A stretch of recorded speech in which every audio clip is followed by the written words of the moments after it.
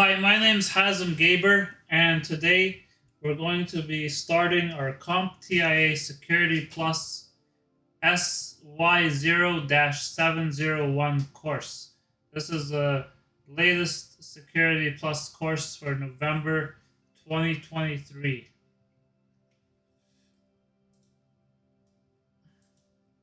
So, the scope has changed quite a bit. So, the first thing is there's still 5 sections.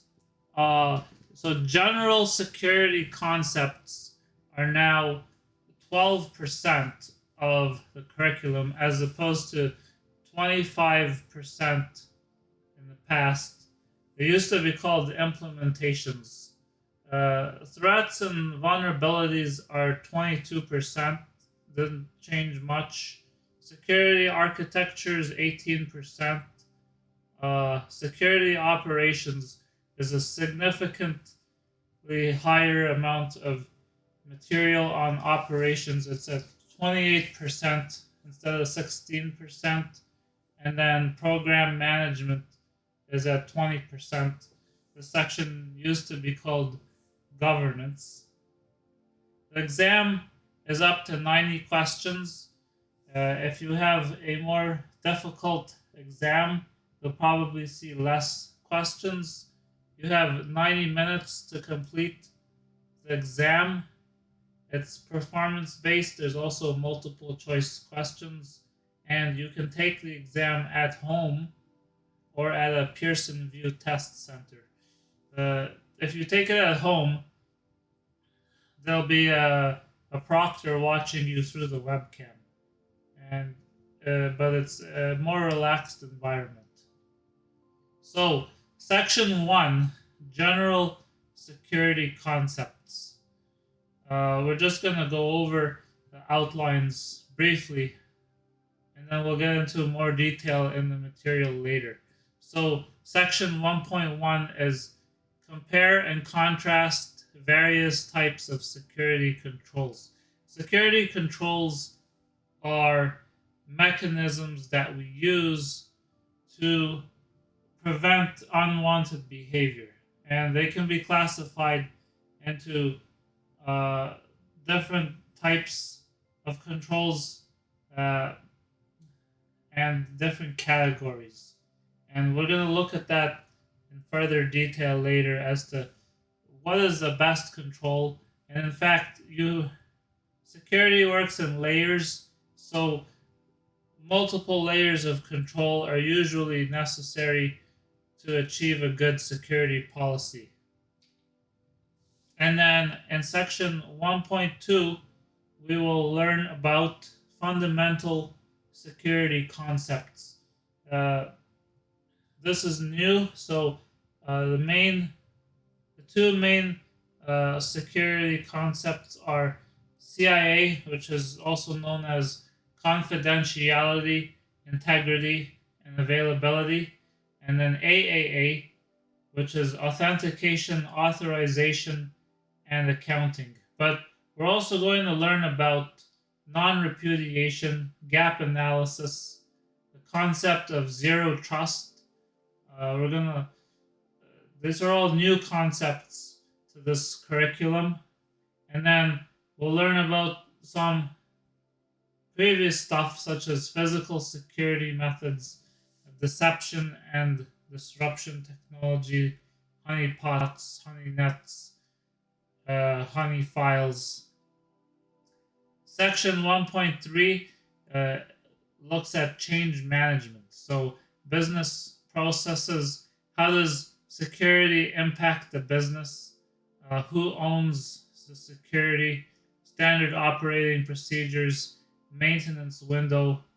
You have to remember that the technology department is supposed to be supporting the main focus of the business, which is to make money. So how does technology and security help the business make money? I'm also going to look at documentation, version control, technical implications, such as downtime restricted activities, allow lists and deny lists.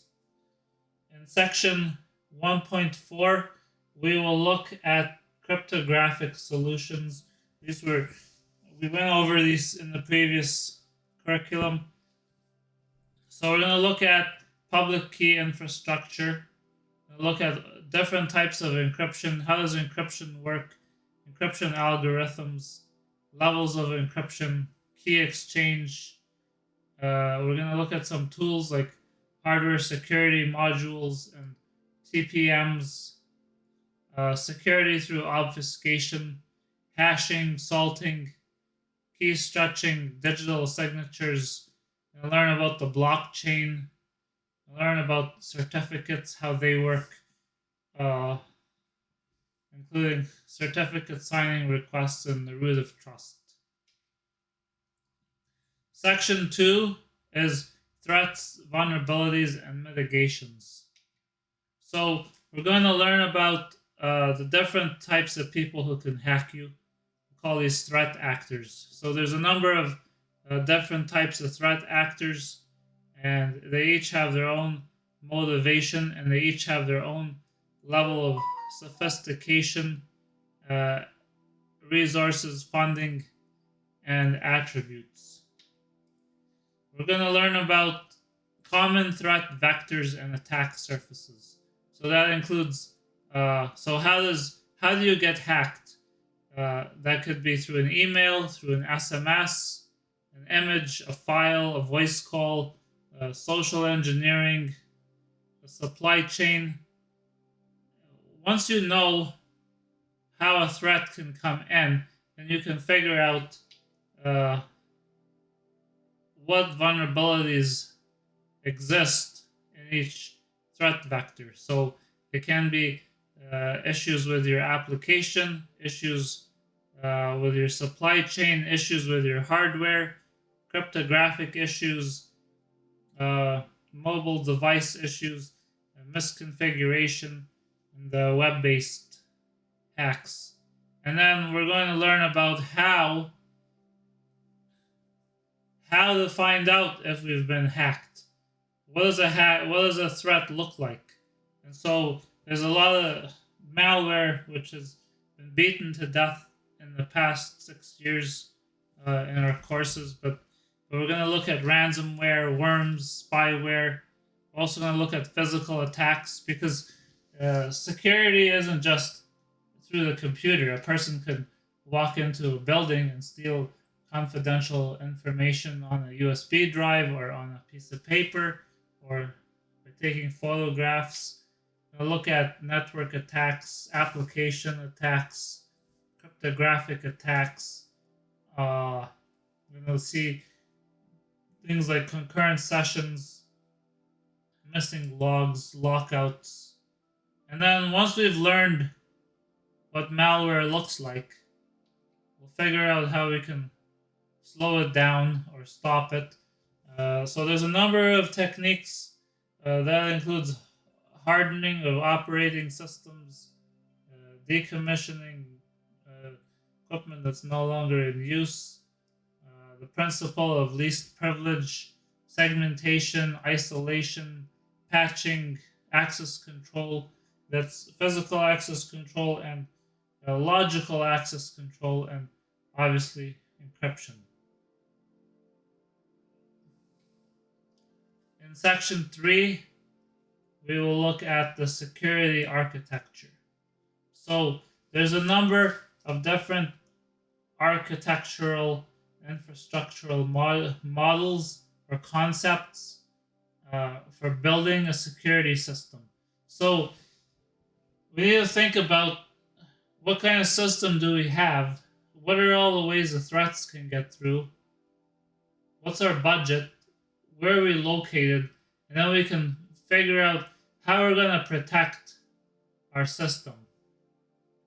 And so organizations are moving to the cloud, and that's resulted in a breakdown of responsibility.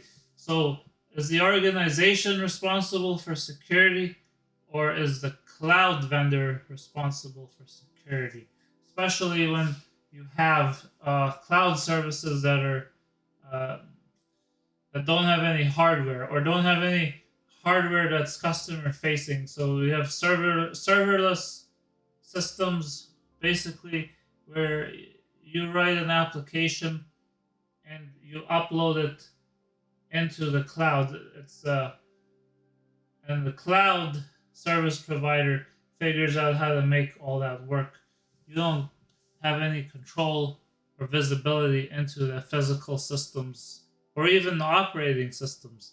So who's responsible for protecting that? We also will look at models for protecting network infrastructure and very high security scenarios that can include building air gap systems. So if you look at SCADA systems and like power plants, nuclear plants, there's a lot of systems that should not be connected to the outside world.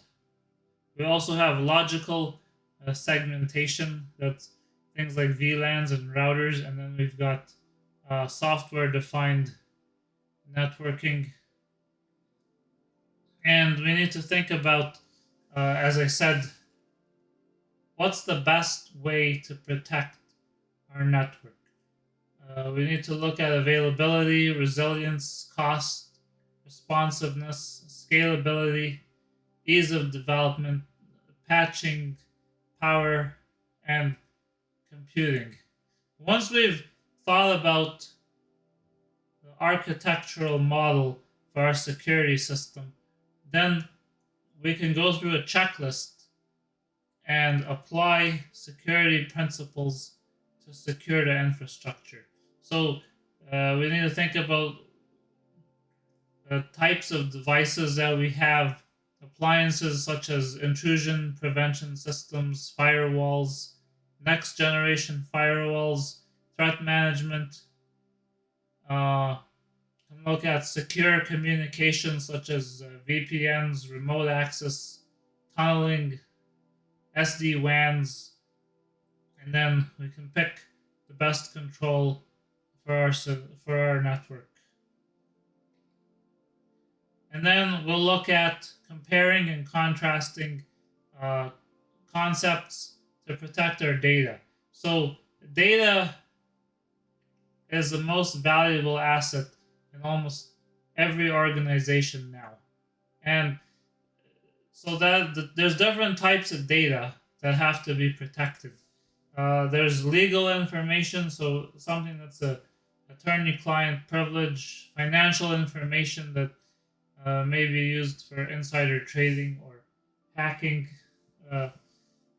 intellectual property such as copyrights, patents. We've also got trade secrets, and then we've got what we call regulated data, so data that the government requires us to protect, and that could include health information, personally identifying information. Depending on the organization, there may be classified information. And so we have to be able to classify data based on what it is and how sensitive it is and what harm would result if it were leaked. And then we can apply an appropriate protection to that data. So we have to think about how we're going to protect the data when it's at rest. So sitting on a hard drive somewhere, and then in transit, so that means it's being transported. So maybe transported between two locations in our company physically, or it may be transported over the internet. And then how do we protect the data while it's in use? And data protection while in use is one of the hardest considerations, because how do you protect the data when someone's looking at it? And there's techniques available to protect the data, but still allow an employee to use it. We also need to look at data sovereignty, because when you have a multinational corporation, you have to think about where the data was collected, where it's being stored. And if, say, you have an American company with data on citizens who live in the European Union, then and you're storing it in Canada, do you have to comply with Canadian law, American law, or European Union law? And if one of those countries asks you to hand over the data, how do you respond? So we have a number of ways we're going to learn how to secure the data. And then, obviously, we've gone over this before, but we need to learn how to protect our data, how to protect our organization in the event of a failure of hardware or power. How can we recover? So, and there's always a cost-benefit analysis. There's always a trade-off. So, the more reliable our systems are, the more expensive it's going to be. So the question is, how much reliability do we need, and how much are we willing to spend? We can look at different sites, cloud systems, hot and cold sites, planning for disasters, testing them out. We can test different scenarios. We also have backups of our data. There's a number of backup strategies, and power. So in section 4, we look at security operations. So first, we're going to look at common security techniques, and that includes a baseline. So the baseline is the baseline tells us the minimum security standard that we need. So once we set the baseline, we compare our current situation to it and say, are we operating as expected? Or do we have a hole somewhere? If we have a hole, then we have to take some method to return to our baseline. We can look at how do we harden our targets, such as workstations, SCADA systems, servers, embedded systems, and Internet of Things devices. We also need to look at site surveys and heat maps for Wi-Fi, because most organizations use Wi-Fi extensively now, and most organizations use mobile devices, and some of them let their employees bring their own devices and connect them to the corporate network. So we need to look at different models for deploying mobile devices and keeping them secure and keeping the organization's data secure on the employee device. We'll also look at wireless security settings such as WPA3, Radius, and other cryptographic protocols. And then once we do that, we can look at asset management. So how do we buy new computing devices? How do we account for them? How do we assign them to people or processes or departments? And then how do we dispose of the devices and erase them securely once the device has reached its end of life, or when it's being reassigned to another user or another department? We'll also look at activities with vulnerability management. So that includes running vulnerability. A vulnerability is a security hole.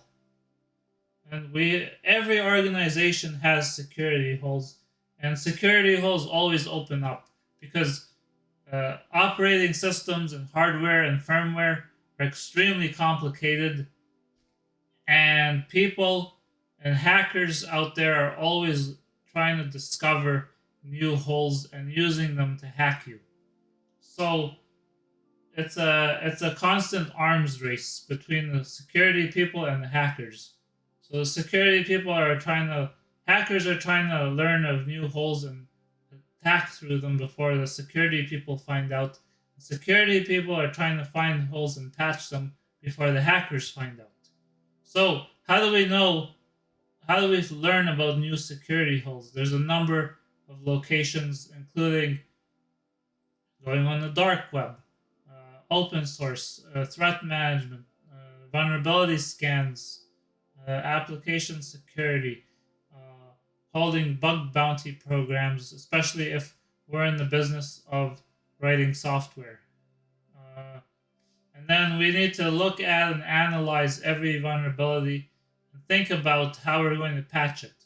One of the things is, and you'll see that this is a constant theme in our lectures, is vulnerabilities cost money to patch. So an organization might say, hey, this vulnerability is very expensive to patch and a very low threat.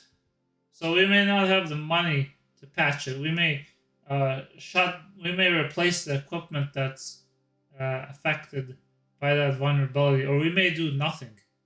We may tolerate the risk because the harm to the organization from the hack may be less than the cost of patching. And then we'll look at how do we validate vulnerability after we've patched it. And there's a number of systems that we can use to monitor and be alerted to issues. So we'll look at different systems, security content, benchmarks, antivirus, data loss prevention, SNMP traps, and vulnerability scanners.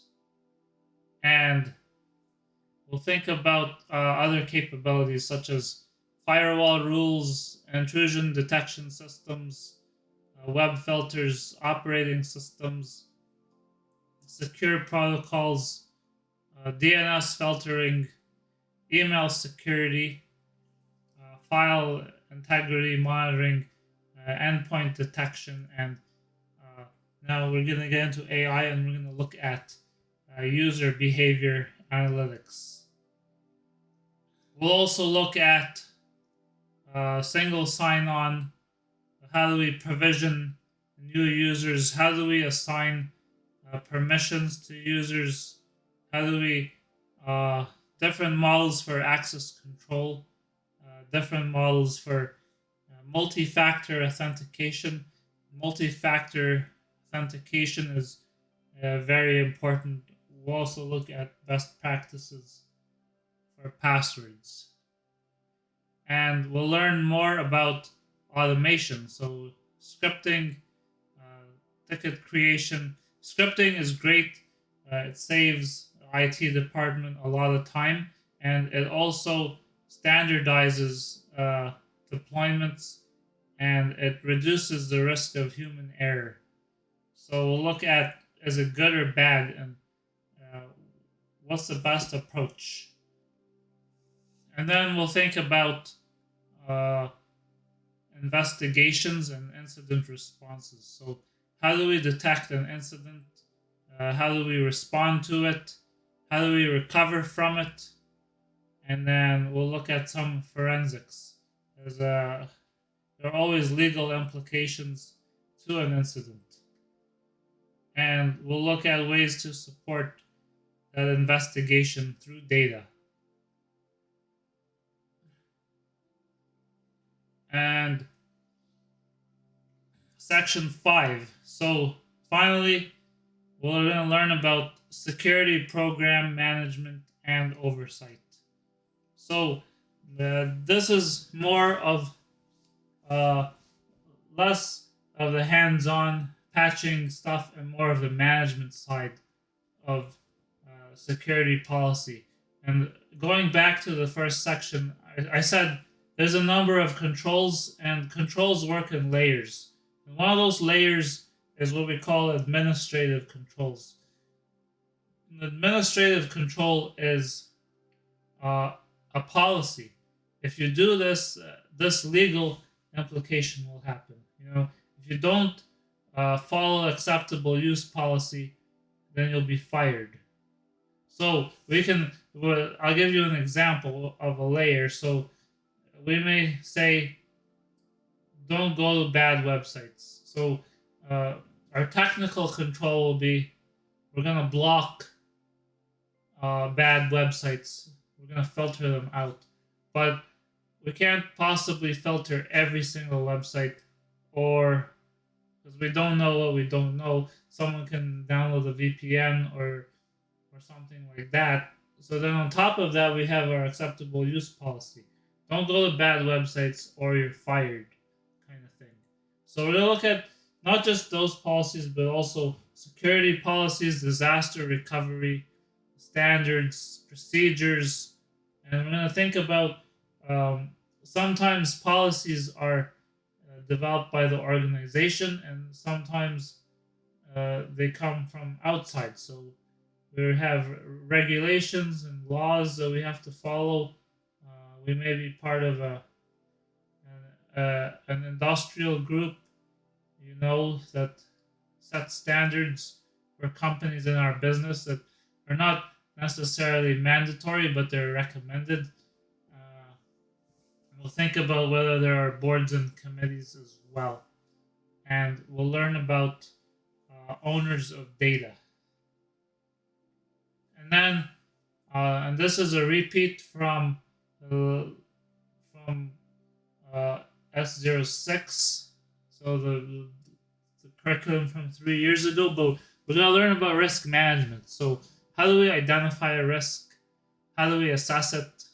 How do we analyze it? Think about the cost of the risk, the likelihood, the probability, how much damage it's going to have to our business. How do we record risks? Do we tolerate the risk, or how do we respond to it? And then how do we manage our risk? And how does the risk impact our business? And we need to think about risk management is very important. It goes back to the vulnerabilities. So how every vulnerability is in a way a risk. And we need to think about the cost of the vulnerability and whether we respond to it and how so. And we'll look at third-party risk assessments. We'll think about every organization has external vendors, and those vendors may have access to our systems. They may have access to our data. So how do we protect ourselves from a vulnerability or a risk within that third party? There's a number of tools that we have, which include agreements, monitoring, audits, and analysis. We'll think about some of those.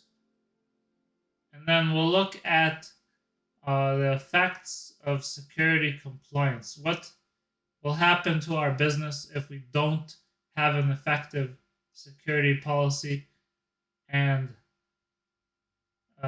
impacts on the privacy of our organization and our data and our customers. And we'll look at different laws around the world and how they impact our organization. And then we will learn about audits. So audits are pretty common, especially in big businesses. Audits don't just come from the government, they also come from third parties that may provide licensing or certifications. So, for example, if your organization is ISO certified to hold data in a certain way or to provide quality control, then you may receive a third-party audit to verify that your systems are actually working the way they're supposed to be. So we're going to learn about audits and how to respond to those audits. And then we'll also learn about educating users, because there are so many threats that come in through social engineering, phishing, that kind of thing. And so part of an effective security policy is making sure that employees, contractors, anybody with access to our system can recognize a phishing campaign or a threat to their computing. And we'll also use artificial intelligence to analyze unusual behavior of a user, learn about different ways to train users, also learn about what to do when the threat comes from the inside. And that's it. So, thanks for listening or watching, I mean. And if you have any questions, post a comment, please. And we'll be starting with section 1.1 in the next lecture. Thank you.